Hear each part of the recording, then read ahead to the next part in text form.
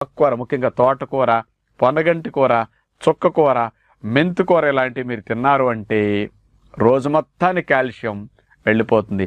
ఇంకొక రూపంలో మీరు అందించాల్సిన అవసరం లేదు. ఇది ప్రధాన లాభం. ఇంకొకటి తెలుసా లేదు, ఆకుకూరల్లో న్యాచురల్గా లవణాలు ఎక్కువ ఉంటాయి.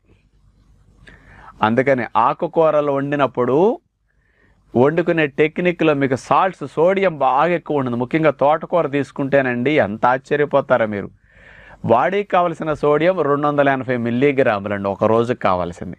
అంటే గ్రాములో 4వ వంతు మనకంతే 280 అంటే.